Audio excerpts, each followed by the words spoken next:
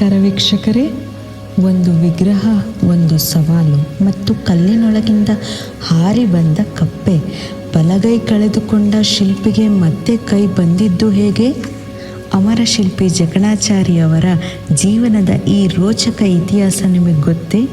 ಈ ವಿಡಿಯೋವನ್ನು ಪೂರ್ತಿ ನೋಡಿ. ಇದು ಕೇವಲ ಕಲ್ಲಿನ ಕಲೆಯಲ್ಲ, ಕನ್ನಡಿಗರ ಹೆಮ್ಮೆ.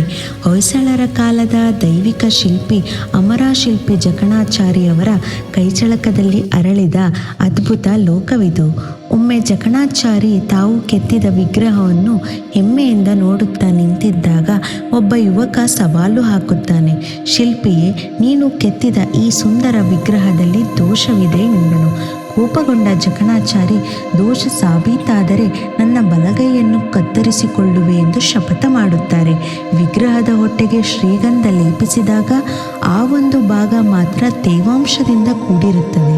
ಕುತೂಹಲದಿಂದ ಆ ಜಾಗವನ್ನು ಕೆತ್ತಿದಾಗ ಆಶ್ಚರ್ಯವಾಯಿತು.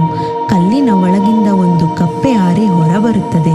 ತನ್ನ ಸೋಲನ್ನು ಒಪ್ಪಿಕೊಂಡ ಜಕಣಾಚಾರಿಯವರು ಅಂದೇ ತಮ್ಮ ಬಲಗೈಯನ್ನು ಕತ್ತರಿಸಿಕೊಳ್ಳುತ್ತಾರೆ.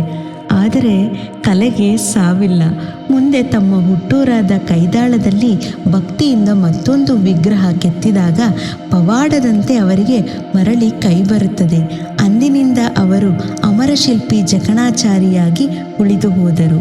ಈ ಮಾಹಿತಿ ನಿಮಗೆ ಇಷ್ಟವಾಗಿದ್ದರೆ ವಿಡಿಯೋವನ್ನು ಲೈಕ್ ಮಾಡಿ ಮತ್ತು ಇಂಥ ಇತಿಹಾಸದ ಮಾಹಿತಿಗಾಗಿ ನನ್ನನ್ನು ಫಾಲೋ ಮಾಡಿ.